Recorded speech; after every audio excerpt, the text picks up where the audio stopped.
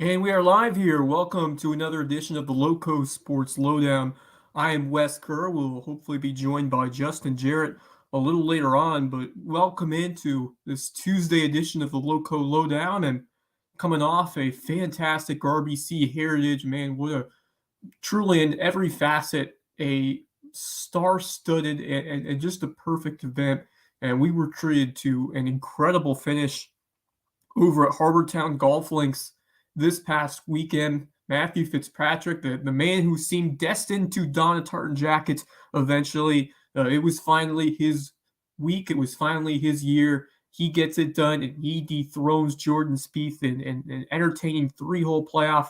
And my goodness, what a weekend and what a final round! I had the pleasure of getting there to see the tournament all 4 days, but an unforgettable Sunday to close it out, and just really thankful that we were able to get it in and beat the rain because the PGA Tour and Steve Wilmot, the tournament director, they decided to, instead of having twosomes tee off, go to threesomes, trying to complete the round earlier. I mean, they had groups of three starting from around 8 a.m. to around 1, but it ran long anyway because we had to get to a playoff. But fortunately, the weather did cooperate, and we were treated to an unforgettable finish at the RBC Heritage, going 3 holes in that playoff. And man, Jordan Spieth, did he ever get a bunch of opportunities to win it? Those first 2 holes, a couple of putts lipping right out. It looked like Spieth was on his way to winning the first back-to-back RBC Heritage title since all the way back when Boo Weekley, the legendary Boo Weekley, won 2 in a row in 2007 and then in 2008. But it was not to be for Jordan Spieth. A couple putts just hitting that edge and lipping right off the cup. And man, I was over at the RBC Heritage lawn, and my goodness, those fans, they were upset. It was a pro Spieth crowd, although there were a lot of Matty Fitzpatrick fans too. Definitely disappointed that Spieth, those two Spieth putts, both on the first playoff hole in 18 and on the second playoff hole in 17, both unable to drop. But as I said on the wrap-up show, I think it's more of not that Jordan Spieth lost it, more that Matthew Fitzpatrick won it. He was excellent in the playoff. He was able to just hang around, make a couple pars, and then pull off one of the most brilliant shots I've ever seen at Harbortown. Absolutely sticky on the 18th green, just a few revolutions away from holding out that second shot, which would have made for one of the most iconic shots in all of golf, had he hit that one in the hole to walk it off with an eagle and win the tournament. But able to just tap in for birdie after Jordan Spieth missed his bid from the other side of the green. But Matthew Fitzpatrick, a young man who, and just a terrific story because his family took him to Harbortown, even though he was growing up over in Sheffield, England, and he got to experience tournament just like I did when I was a kid, and he had that vision, walking down that 18th green to the sound of the big applause and wearing that tartan jacket and playing this Harbortown Golf Links. That was a vision that he adopted from a young age, and the dream was fulfilled this weekend, and just an amazing script. I mean, you couldn't have asked for a better finish. And as we said, Steve Wilmot, he speaks to this all the time. He can't control the weather. He can't control the leaderboard. I think it couldn't have worked out better. Couldn't have worked out better for him.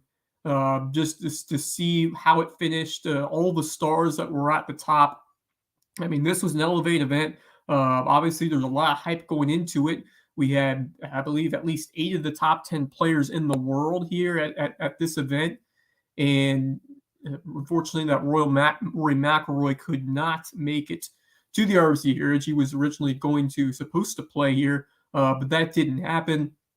So there was no Rory McIlroy, but you still had almost all the top 10 players in the world. You had most of the top 20, most of the top 25. And I think you could probably say that was the best field we've ever had here at the Heritage. I think 2020 was close. You had the restart, that second event out of the restarts coming out of COVID. And of course, that was a big event. But of course, there were no fans that were allowed to go. So it was kind of a letdown in terms of that area of things. But of course, we got full capacity back this year for the second year in a row. And man, the best in the world, they absolutely put on a show. And how many times did I hear from fans and spectators? These guys are they're good. There's the reason why we're on the other side of the ropes from them, because it was an absolute marvel. These last 4 days, Thursday through Sunday of golf. I mean, just tremendous shot making, and it's a course that is going to punish you if you make mistakes. And just the minimal room for error you have to make those kinds of shots that we saw on this golf course, just mind boggling the way these players could attack the pin from almost anywhere. It's really remarkable. And as a golf fan myself growing up, I just the admiration you get, especially as a young kid, watching these players compete at one of the biggest stages in the golfing world. It's very cool, and just an incredible tournament all the way around. But it definitely hurts for Spieth. Like I said, he was when he birdied 13, hit a beautiful shot just a couple feet from the flagstick on that par 4 13. He went 2 strokes up of both Patrick Cantlay and Matthew Fitzpatrick. I thought he had in the bag. I thought that I just didn't expect to see him to fall off a little bit after that, but 14 got him. He hit one into the fairway to the left of the green, kind of a conservative approach, which we see a lot of players. I mean, there's nothing wrong with that. The second shot was really what got him. It was a chip. The greens, they were a little moist and a little soft sometimes in the tournament, but he ran that chip a little too far. Thankfully, he stayed on land. He stayed on the green, but he missed the par putt for a bogey. That's a very difficult hole. Of course, we saw the adventures with Patrick Cantlay when he had the same shot, chipped it all the way up to the hazard, and lucky for him, it landed right against the fence on that wall, to just above the water hazard. There's a little wall, the brown wall. There's a couple parts of that wall, and thankfully for him, that ball landed right against that wall and stayed in play. He was able to make a chip and make that putt to save his bogey. So a lucky break for Cantlay. Unfortunately, unable to take advantage of it the rest of the way. His putting, his play off the tee, a little bit off in this tournament. Of course, he lost in the playoff last year. Disappointing for Cantlay. Scotty Scheffler, just tough day on the greens. But very impressive the other way around. His approach shots were great. I thought he was solid in his tee shots for the most part. The putter let him down, but still a top finish. And then how about Brian Harmon, the Savannah native, finishing in the top 10? So very cool. He was flirting with the lead early on in the tournament, but great to see that for a local kid. And always a good story to see our guys who we've covered. Of course, Justin Cardinal back in the Players Amateur when we got to see Brian Harmon over there. So fantastic to see him compete against the world's best and have a top 10 finish at the biggest event in terms of prize money we've seen here at the Heritage. Pretty cool for him. But just a tremendous tournament, great crowds, and Jonathan Wright, Steve Wilmot all did a terrific job. And I thought last year I was saying this was the best tournament I've seen. I think this might take the cake now, just from the amazing stacked field and just a unforgettable finish right there in the playoff. And what a battle between Fitzpatrick and Spieth, and great to see the Englishman who has amazing ties over the years, grew up, idolizing this place and wanting to win himself. And guess what? He did it. His dream came true. So great to see that. And we are just a few moments away from welcoming on our guest today. Ashley Ames for the Hilton High girls lacrosse team is going to join us to talk about her playoff run, as we've got the lacrosse playoffs over at Hilton Head and throughout the Loco about ready to get started. The girls 4A lacrosse playoffs. Actually, it's 1A, 2, 4A. They combine the classifications for both the boys and the girls lacrosse tournaments for the South Carolina High School League. And we're going to get started today. Hilton High will host Academic Magnets in a first-round matchup. We got May River, the 15th seed, at Lucas Beckham. Hilton High, a 6th seed. They've had a very strong year. A lot of veterans, including Ames, who have carried a good load for the squad. And Kerr Cook once again doing an outstanding job with this team. This is a group that got to the semifinals a couple years ago, lost to, I believe, Bishop England, but they definitely lost a couple key pieces from where they were. Anna Farabee was a fantastic goal scorer, but still a lot of depth. The defense is very strong, and there's a lot of experience in this group that I think is going to be hungry to go deep once again here in this South Carolina High School League girls lacrosse playoffs. So we will try to get Ashley Ames on here. We'll check on her, but keep going here while we are waiting for her to jump on. But this girls lacrosse team will be in action tonight at 6 o'clock. They will play Academic Magnet. So I will be there, excited to cover that one. We'll get some footage for you for last night in the Loco as well. And then May River, a tough game for them against Lucy Beckham. Traveling up there will not be easy, but a lot of motivation is that 15 seed going up over there to Lucy Beckham to face the Bengals. So good luck over to the May River Sharks as they make the trip over for Hilton Head. If they win this one, they'll most likely have to travel over to Riverside for round 2 unless Aiken upsets them. But you never know. One game, you just as we've said throughout these playoffs, in a variety of sports. You look at March Madness, and you just never know what can happen in a one-game sample size. But for Hilton Island, I like their chances tonight. I think it all comes down to winning those draws so many times. If you get the draw, if you can win a couple draws in a row, you can rattle off a ton of goals quickly. And just holding on to the ball control, scooping up those ground balls, all those little things make a huge impact in lacrosse, and it's a game of runs just like basketball is. So these girls with a lot of experience. I expect that to show up tonight at Hilton High. They're going to play on the lacrosse field starting at 6 o'clock. So hopefully we'll get Ashley Ames on, but if not, we will move on to talk about the boys lacrosse bracket that also just came out. Games, I believe, starting on Wednesday in that department. Hilton High taking on Beaufort in an all-loco game. So the Seahawks hosting the Beaufort Eagles to start off the LACS playoffs. May River against James Island. Sharks hosting Trojans. Brooks Van Esselston, what a season, what a career he has had for the May River Sharks. That's a group that has been, very talented for a long time, and a very storied program. And it seems like they're just right on the precipice of making a deep run in the postseason. So maybe it will come to fruition this year. That's a terrific coaching staff, does a great job, and you expect the Sharks to go all out in this postseason.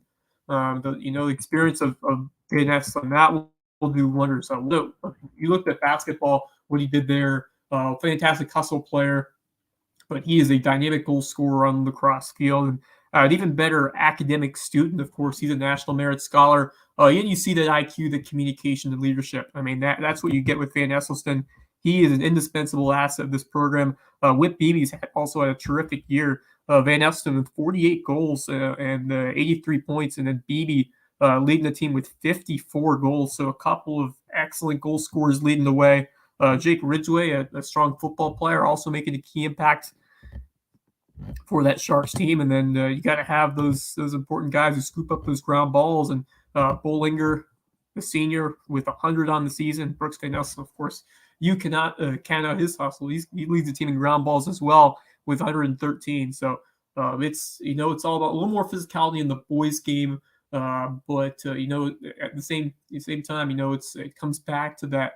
Who wants it more? Who has the hustle to scoop up those 50-50 balls, those ground balls, win those draws, win those face-offs on the boys' side, take control and get that possession? Because once you do, you have a good chance of putting it in the back of the net. If you're able to execute the way we've seen, there's very little that that separates the best from the next best.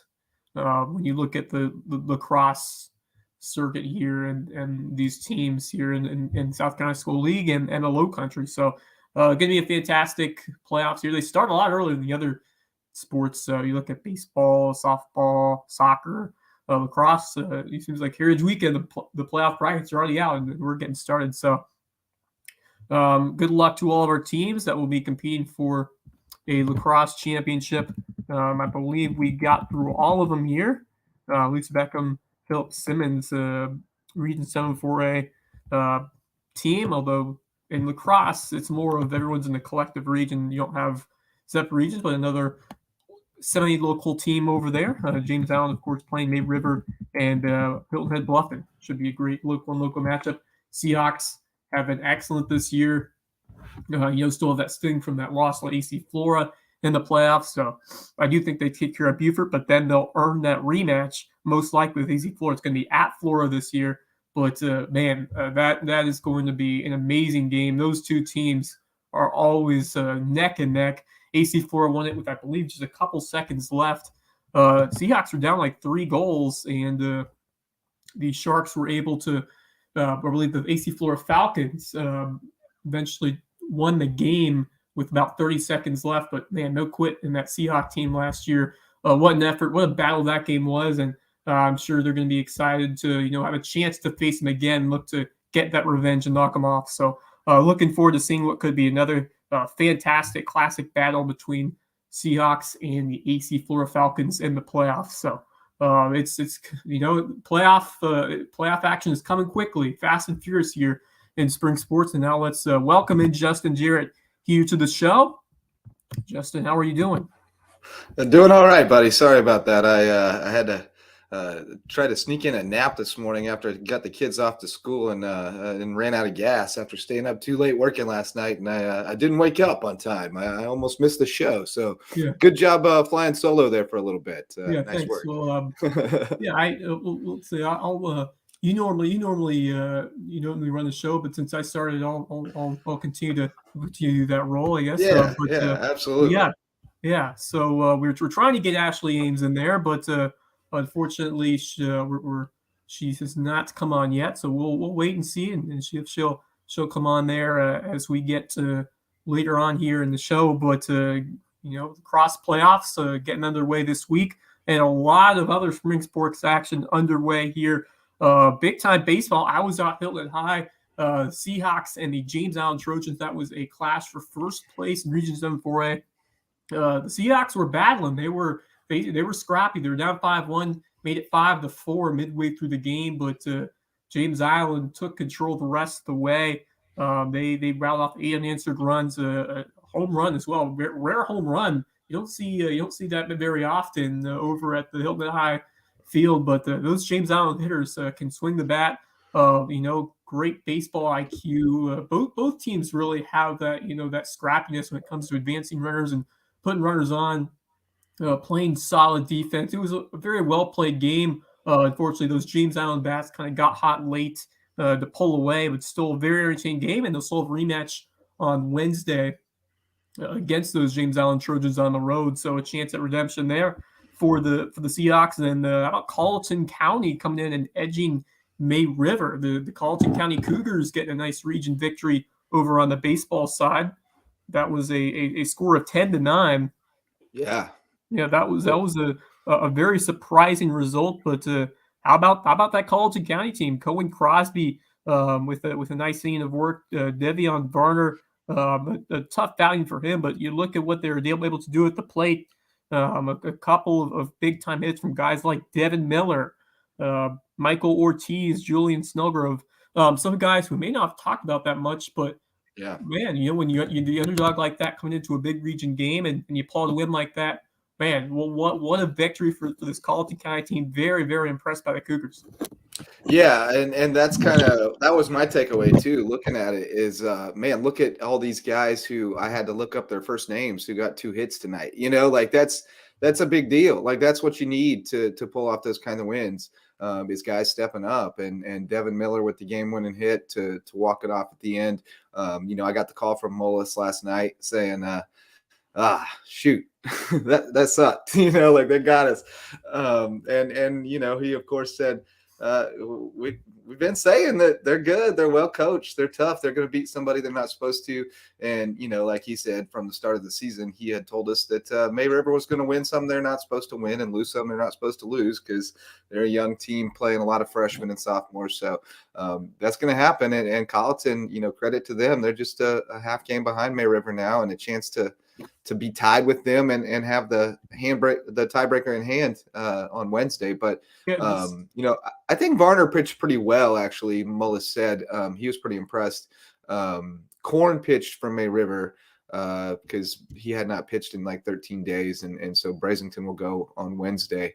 So they should be set up well to get the split. I was actually over at Hilton Head Christian, and I really thought I wouldn't be there too long because I thought they might kind of get a big lead on JP2, but terrific effort by that young JP2 team, man. They put up 4 in the first.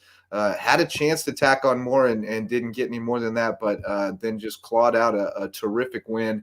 Garrett Heath got a good outing to start, and then Ross Putnam finished inning off. They let 2 runs score on wild pitches in the last inning in the 7th, and had the tying run at 3rd, and Putnam was able to get the strikeout to end it. But heck of a game over there, and that JP2 team, man. Like, they don't even have any seniors, I don't think. I think they just got a couple juniors and a bunch of freshmen and sophomores out there. So that's going to be a program to watch, definitely, the next couple of years. Yeah, that's a scrappy bunch. Love to see the way that they've improved, and to beat a region foe like HHIHS. That's a statement win for them. Striking first, scoring those 4 runs to put you out in front, and then having that pitching and that clutch defense to be able to hold on there. So excellent job there by the Golden Warriors. That region, all those teams are very close. We're going to see, I believe, Hilton Christian County, Hilton Head Prep on Wednesday over in Sea Pines. So I'll be at that one. There'll be an afternoon delight, 4 o'clock first pitch. So love to see the local rivalries continuing year. And these teams, as you mentioned, I mean, there's not much difference separating any of those 3 sides. So I'm excited for what these teams are going to. It's going to be a battle all the way to the finish when you look at playoff scene, and I'm not sure how that's going to work out in terms of, how they'll place the teams, but you got to think every one of these games is very Neither important. did any of the coaches competing last night. So join the club. Win the games in front of you and see what happens. So, but JP2 doing the job there, and another big region class between Hilton Head Christian Academy and Hilton Head Prep. And then on the girls soccer side, speaking of JP2, how about another stunning win for the Golden Warriors? Girls soccer win 4-1 over Hilton Head Christian Academy. That's a defending 2-time defending state championship team. Yeah, and that kind of stunned me. Like, I wasn't surprised that they beat them necessarily. I thought that would be an even matchup, but 4-1, that was surprising to me. So that's a really good sign for JP2. That their record is indicative of who they really are. And remember, they played Hilton Head Prep like as tight as you could play them. That was a great game. So they're a force. I think the JP2 girls are a problem. Hollis Melnick, 2 more goals. Evelyn Melnick and Paige Winiger each had 1. And Trinity Grace Maxwell she's been really strong in goal all year. Every game she's got 7, 8, 9 saves and gives up 1 or 2 or nothing. She kept JP2 in that game against Hilton Head Prep. She made some outstanding saves, a couple on some point-blank shots for Hilton Head Prep. So she's a huge factor, especially when you get deep in the season, potentially into the playoffs, to have that kind of goalkeeping to back up your defense. But I mean, that's a team that could make some noise. You got some quality goal scorers. You got a very fast, high energy team. Going to be a very difficult team to match up with. So I'm very excited to see what JP2. I mean, you got to think they're, after beating Hilton Head Christian, you got to think that they're going to be in the mix of contending if they can keep it up. Still, we'll see how that unfolds as we get closer to the playoffs. But well done to the Golden Warriors and that squad for JP2. Lauren Winiger, Julia Delgado, Ayla Reynolds, and Brady Mahoney. But Mahoney also, we see here on the basketball court, a great defense there from all of those young ladies. So congrats to the Golden Warriors, and going to be fun down the stretch. We'll got another episode of Loco FC coming out this weekend with me, Selgers on. So we'll break that down a little further on that show. But let's move over to the RBC Heritage may be over, but high school golf is still in full swing. Bluffton Bobcats boys golf winning a 9-hole try match versus Edisto and Barnwell. So a nice victory there for the Bobcats, the spring break tournament for them. So, and then the guy we just talked to over on the Heritage last night, Jones Saylor with a 37 to pace the Bobcats, and then Lawson Rabley with 38, and Dane Scott with a 39, and then Brady Sacha with the fourth with a 46. So awesome. Go Brady. Go Bobcats! A nice 3-team match win for Bluffton. Yeah, had that Wyndham Clark PGA Tour putter going yesterday, I guess, coming in fourth. So good job, Brady. I wonder if he was playing Matt Fitzpatrick's ball. He definitely was. You can say yes to that, but yeah, hey, it worked some magic. Even if he did play for that, that ball's got some magic powers for sure. But great job there for Brady and that Bluffton golf team. So congrats, and I mean, high school golf, we've got some. Beaufort's always been a strong team these last few years. Hilton has had a great tradition, so we've got some excellent golf talent we've had for a number of years, and really excited to see how these teams fare as we get ready for lower states and the state championship in the coming month. So high school golf playoffs fast approaching, as is some of the other sports. It's going to be a wild ride to the finish line here in the spring sports calendar. So let's take a break, and we'll be back with more, including some big high school football commitments and recruiting news. Back in a moment here on the LowcoSports Lowdown. Hey Loco sports fans, this podcast and all of our grassroots local sports content are made possible by support from community sponsors, including Mickelson Law Firm, the official real estate attorneys of Loco Sports, and the presenting sponsor of our Hilton Head Christian Academy coverage. Our original sponsors are still among our greatest supporters. Ryan and Tiffany Mickelson are community pillars who will be in your corner no matter your legal needs. When you need legal representation, call on the attorneys who support Team Loco. Call Mickelson Law Firm. Hospice Care of the Lowcountry, the official hospice provider of Loco Sports, and the only not-for-profit hospice in southern Beaufort County. For more than 30 years, the committed, compassionate staff at Hospice Care of the Lowcountry have been there to ensure your loved ones find comfort, honor, and dignity at the end of life. Because at Hospice Care of the Lowcountry, it's not about dying, it's about living. Homegrown Home Inspections, the official home inspectors of Loco Sports. Jan Lucas and his team provide thorough, detailed home inspections aimed to ensure everyone goes into the transaction with open eyes and confidence. Jan would rather reveal an inconvenient truth than look the other way and provide reassurances that could come back to burn the buyer in the long run. If you're looking to buy or sell a home and need an honest, reliable inspector, call on Homegrown Home Inspections, official sponsors of Loco Sports. DDS Web Design, official SEO experts of Loco Sports. If your business or organization has a website and you're trying to figure out what SEO is, you need to call on Denise and Dave Sinkovich at DDS Web Design. They'll provide a free consultation and do all the behind-the-scenes work to boost your search engine optimization and get your website found online so you can take your business to the next level. DDS Web Design, official SEO experts of Loco Sports. American Wood Reface, sustaining sponsors of Loco Sports. Does your kitchen need a facelift? Before you start picking out new cabinets, give Ben and the team at American Wood Reface a shot. They can reface your existing cabinets to overhaul your aesthetic without the hefty price tag and reimagine your kitchen at a price point you can manage. Be sure to tell them Loco sent you, because every referral helps support Loco Sports. 4M Metals, sustaining sponsor of Loco Sports. Got metal? Your roof might need it. Metal roofing advantages include better energy efficiency, weather protection, longevity, a more aesthetically pleasing design, and the product is all green. So if you've been thinking about a new roof, go metal. Let 4M Metals be the difference in your roof. Jay's Barbershop. It's the talk of the town and the place to be in Ridgeland. If you need your ears lowered, head over to Jay's for a fresh cut and great conversation with good folks. And tell them Loco sent you. Local Pie, official pizza sponsor of Loco Sports. They sling some of the best pies in the Loco, and my kids say the mac and cheese is the best around. Hungry? Hit up Local Pie, longtime supporter of Loco Sports. Barefoot Floor Care of the Lowcountry, the official floor cleaners of LowcoSports.com. If your feet tell you your floors need cleaning, call on Barefoot Floor Care of the Lowcountry. They provide residential and commercial services, including cleaning carpet and area rugs, tile and grout, upholstery, curtains and drapes, mattresses, and more. But most importantly, they'll get those floors so clean, your feet will thank them. Barefoot Floor Care of the Lowcountry. Hilton Head Prep is a sustaining sponsor of Loco Sports, and we tell you all about the Dolphins' athletic exploits. But did you know it's also the #1 ranked private K-12 school in Beaufort County and ranks in the top 2.5% of schools nationwide? Visit hhprep.org to see what Hilton Head Prep has to offer. Beaufort Academy is a sustaining sponsor of Loco Sports, and we love covering the Eagles.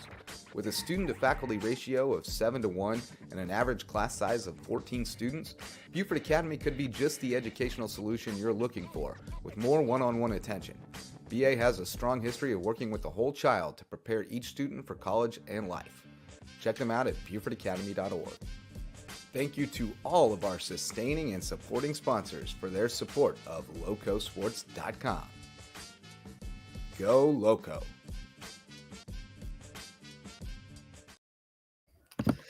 And welcome back here to the Loco Sports Lowdown. Wes Kerr and Justin Jarrett here on this Tuesday morning. And let's get back to it because we've had some big-time high school football recruiting news. And let's start with one of the best guys we've seen here play here in the past season from May River High School. Jaden Jones has made his commitment.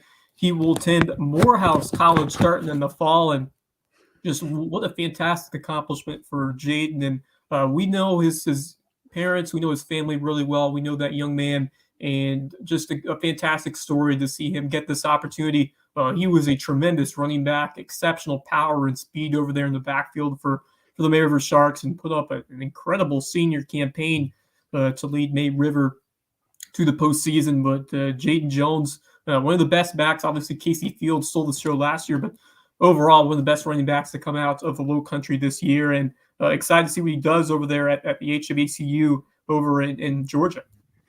Yeah, and he's a legacy. Dad's Morehouse man, and so I think he's excited for him to follow in his footsteps. And Jaden had been leaning that way for a good while. They had a coaching change after the season, and he had an offer, and so there was some transition period there of making sure that it was still good. So he was still kind of seeing what was out there and had some other opportunities. But I think Morehouse was where he wanted to be, and everything fell into place there. So terrific opportunity for him, educationally particularly, and setting himself up for the future.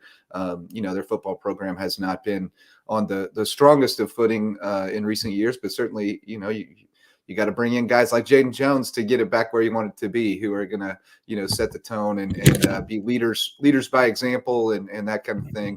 I think Jaden, I would not sleep on Jaden by any means. That dude, physical specimen through work ethic. That's how he got where he is, and he's going to put in the work and be the best that he can possibly be. And I think that's going to be a pretty good asset for Morehouse. So really happy for him. Tremendous young man. He doesn't have a lot to say most of the time. Pretty quiet, stoic, lead by example type guy. But if you get close enough, you'll hear him cutting up and making a couple cracks. But just a great kid and great student, and going to be outstanding at Morehouse.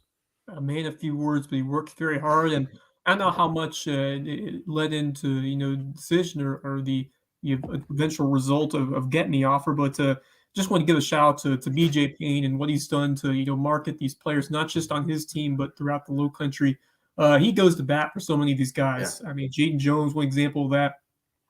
He is committed to helping these kids' dreams come true and coaching them on their way to getting those college offers. So to be a coach like that, not just helping your own team but everyone in the Loco, to be that one Loco, that guy, that influencer, that mentor for some of these kids, a special man, and just so proud of BJ and just his commitment to help and enrich the lives of not just his teammates but everybody here in the Low Country, because at the end of the day we are all that one boat, and the rising tide lifts all those boats.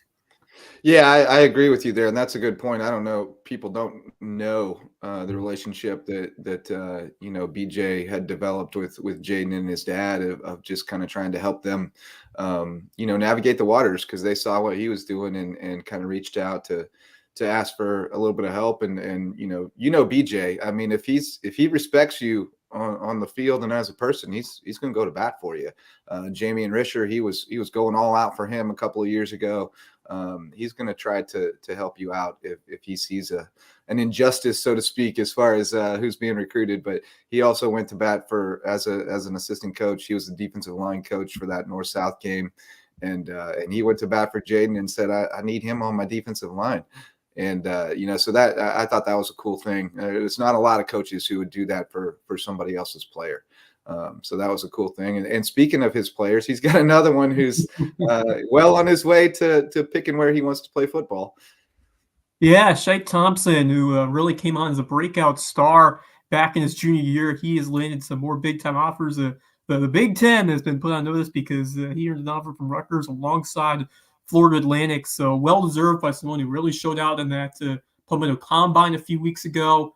And he's got the measurables. He's got the talent. He is going to be looking like another budding star coming out from Hilton High with BJ Payne. Yeah, he's special. Like, I mean, BJ's been telling us that for a couple of years, and you couldn't entirely see it yet when he started seeing it, and that's usually the case. Like, it's not always there to the naked eye when BJ starts talking about somebody who's going to be the next big thing. But he knew what was coming from Shai Thompson, and if you saw him on the wrestling mat at all this year, and saw the footwork and the athleticism and the strength, he's going to be a special one, I think. I mean, he seems to have that work ethic too. You see how much bigger he gets year after year, and he's putting in the work. So he's got a ton of offers now. And like BJ said, the Big Ten has entered the chat. We got a lot of people represented on the offer sheet now, and it's going to be interesting to see how that continues to shake out, because Shai is turning a lot of heads every time he goes to a combine or showcase or something. It seems like he's getting some kind of award, and more offers are rolling in. So it's going to be a great fun to watch him develop and watch his recruitment happen. Yeah, he's been turning heads quickly over there at Hilton High, and just great to see once again these kids getting an opportunity to showcase their stuff over there at a big combine over from the South Carolina Pro Combine Series, which just wrapped up this past weekend. What a job that they do, and awesome to work with them via Prep Red Zone and to document and scout some of these players who might be flying under the radar and have a chance to do some big things at the next level. So great to see the Palmetto Combine give those student athletes those opportunities. And Shai Thompson, I mean, the measurables, 6'4", 235 over there at defensive end, a freak in terms of his power off the snap, and just the quickness and tenacity that he shows on the field. Starting that first game against Battery Creek last year, I knew he was something special, made an impact right away. He could be a star in the making, especially when you get ready for next year's senior season over there with the Seahawks, and a chance to make potentially a nice impact at the college level as well. So big things in store for Shake Thompson, and already big things in store on the baseball diamond for Bennett Romer as he continues to shine over there with the Newberry Wolves. And it picked up a nice win, 7 innings pitched back on April 10th against Catawba College, 4 strikeouts, and then pitched well into quality starts in a loss against Wingate back on the 15th on this past Saturday, I believe. But 7 hits allowed, but 7 strikeouts, walked just 1 over 6 innings. So a very solid start for Bennett Romer as he continues to impress over there for Newberry. And he has carved himself a heck of a roll down the stretch on the bump for this Wolf squad. Yeah, no question. And I was just talking to Mullis about him yesterday too, and just the development that he's gone through. And man, for between his senior year and his freshman year at college, he got so much bigger and stronger. And you saw the velo tick up, and all of a sudden that breaker's a lot more effective. And he's good. He knows how to locate, and he's doing a great job there. So I'm really excited. He said a few months ago that he would come play men's league with me in Beaufort this summer, but I think he might get a little better offer to play summer ball this year after what he's done at Newberry. He may be going Coastal Plain or something like that. I don't think he's going to be playing in the Beaufort County men's league with the Sand Fleas. I think he's ready to move up to that next tier in terms of summer baseball. But yeah, I could definitely see the Coastal Plain League come calling for him. He has proven it with those numbers, that velocity, that location, that command, which is so important in college pitching. If you can locate your best stuff and have that movement, have that velocity, mess up hitters' timing, you're going to put up some good numbers like we're seeing with Bennett Romer. So I think the sky's the limit for what he could do and what this Newberry squad could do. One of the best over there in Division II. So I'm very excited. He's going to be a big part of how far that squad ends up. I mean, we mentioned the playoffs and in this division, in this classification in Division II. I mean, there is such a slim margin between the best and the next tier. I mean, it all comes down to pitching. You got to have good depth and you got to have the clutch bats. So this team has certainly showed that they have the potential to do that, but going to be a tough task for any of these squads. It is so difficult to come out on top in the postseason in baseball, from College World Series all the way down to NAIA, and St. Charles will have a chance of making that last run in their last opportunity. So they'll wrap up their baseball and softball campaigns here at home, so I'll be there to finish off the home slate for those teams. But not easy once you get into the postseason. It is hard to win there. And you know what's also very hard to win is the Stanley Cup, because the National Hockey League playoff hockey has just started. And believe it or not, we have a local connection that just made headlines in the playoffs. Just started. You blew my mind with this one. I had no idea. Because Ryan Hartman, the former Hilton Island, South Carolina native, scored the double overtime winning goal for the Minnesota Wild in their Game 1 victory last night. And I remember coming across Ryan Hartman's name because my dad, I believe, worked as a physical therapist, worked on him many years ago. I think he came into the office, and I've been following him ever since. And I believe he was playing for Nashville at the time, and now he is on Minnesota. And he's gone through a lot. He's gone in and out of lineup with some injuries, but he is playing some outstanding hockey from what I've heard. And now he has scored an overtime goal in the playoffs, which is an incredible feat in and of itself. But just to realize how far that he's come to get to where he is now, and just, how cool is it to see a former player from Hilton Island chasing one of the biggest prize in the sport and in professional hockey, which is really cool. I had no idea, man. Yeah, he was born on Hilton Head in '94, but then he moved to Illinois and became a big fan of the Blackhawks. So, I mean, you got to move, right? If you want to be a hockey player, you're not gonna get there from here. We say you can get there from here. There's a lot of the places you can get from here, but the NHL is a tough place to get from here. So, probably good for his prospects there that he ended up moving to Illinois. But how cool is that? Yeah. And speaking of the Stanley Cup, look at this. I saw this on Twitter.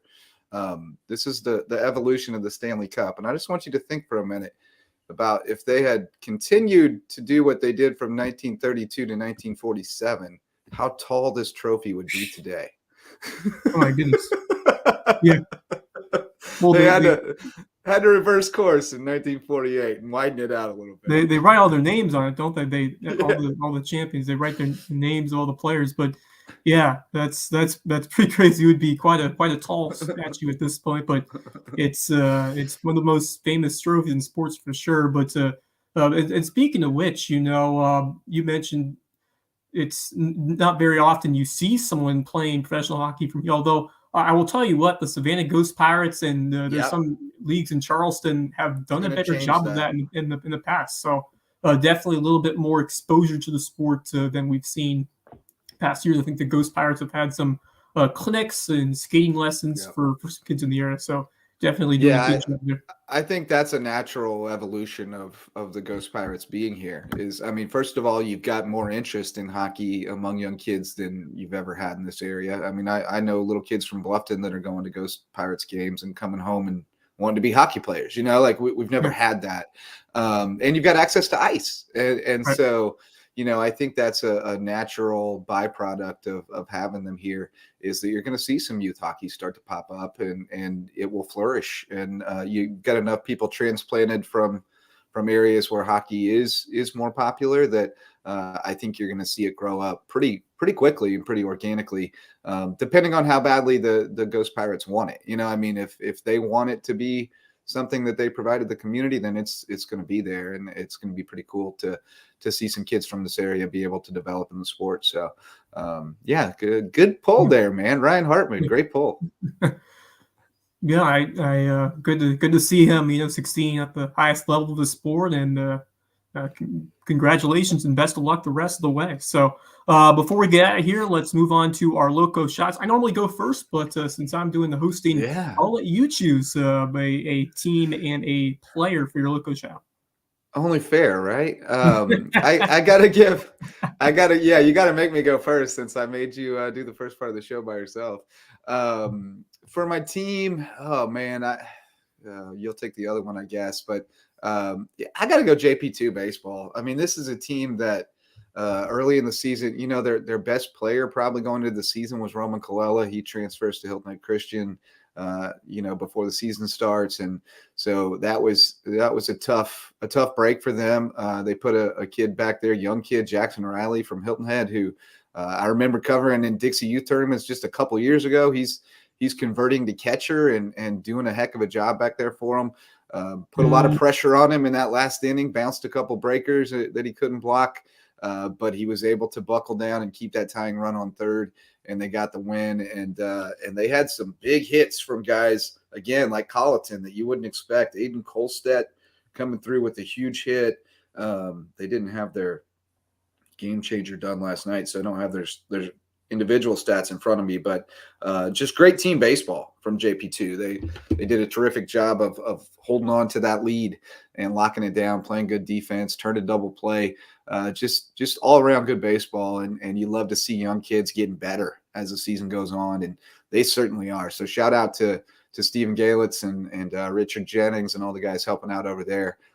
Terrific outing there. And then let's see, I'm going to go for my player. Gosh, so many to choose from. I'm going to go with Michaela Chisholm, I think. She had another monster game last night, 2 for 2, double, a walk, 2 runs, 3 RBIs. Yeah, I mean, it's that whole Colleton lineup, though, really. They beat May River 12-1, Colleton softball. May River was just a half game behind them, so that was a nice win. Mackenzie Pelham, 3 hits and a double as well. Christasia Holmes just hitting up and down the lineup. So love what we see from that Colleton team. I think they're going to be trouble in the postseason for sure. And then let me give one more. Miles Fry, Bluffton, 7 innings, 5 hits, 1 run, 12 Ks, 2 for 4 with a double and 2 RBIs to beat Lucy Beckham last night. So there's a few shout outs for you. Yeah, nice point for Bluffton as well for baseball. Each one over Lucy Beckham. So some great picks there for both your team and player. Michaela Chisholm, multi-sport star, saw her on the basketball court, and now doing some work over there at the plates for the College County Cougars, who I think have the hitting to advance far in the play. I think it's come down to that pitching staff, I think, in the end, because you got Bailey Cox.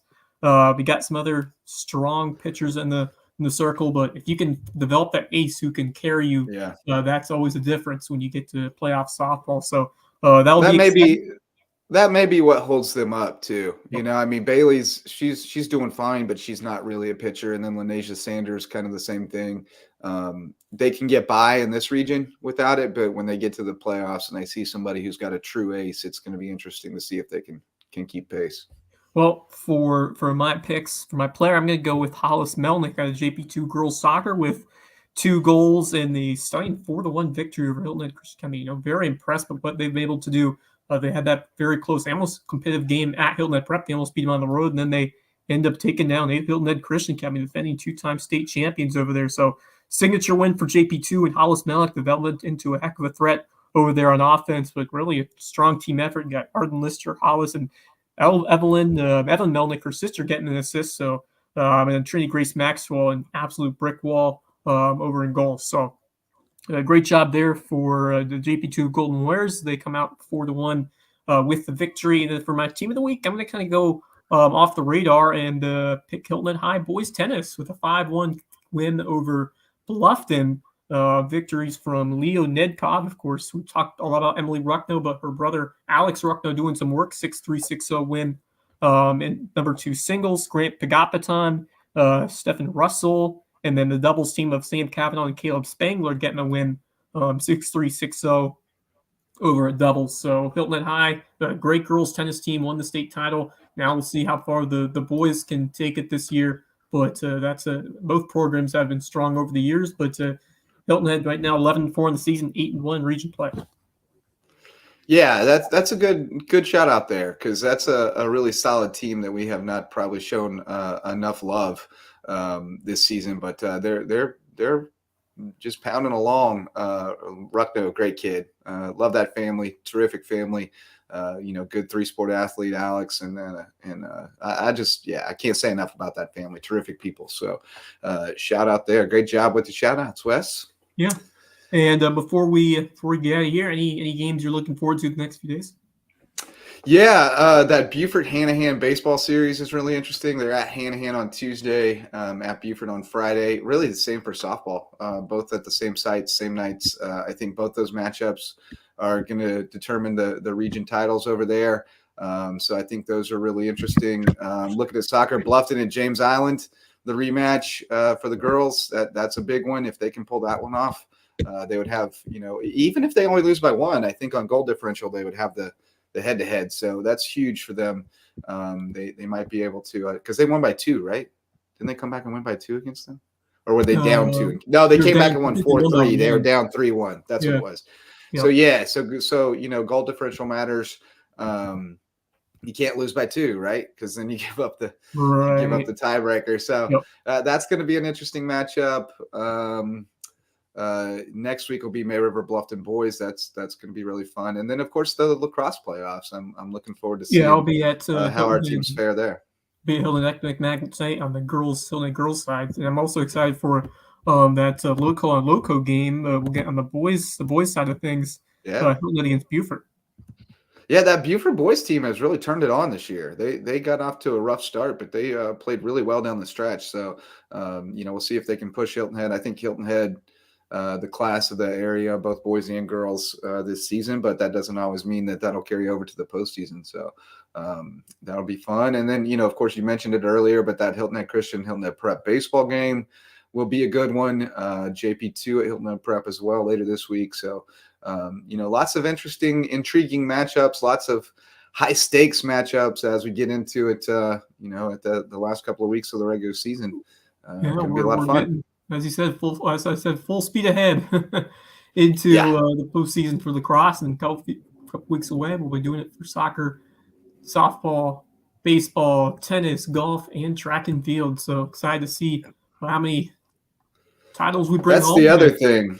That's the other thing this weekend is the Coaches Classic Elite Meet at Waccamaw. We've got quite a few kids who qualified for that, and I'm interested to see how their times stack up to everybody across the state, some of the best. So that'll be fun. It's going to be a fun couple of weeks up ahead here in the spring sports calendar. That'll wrap it up for this edition of Loco Lowdown. We'll try again, maybe get Ashley Ames if they're still alive in the playoffs at the end of the week. But thanks to you for coming on here and watching with us, and hope to get Ames, or we'll get somebody else to come on and talk some local sports with us on our next show on Friday. So Justin Jarrett, I am Wes Kerr. We thank you once again for watching. Until next time, go Loco.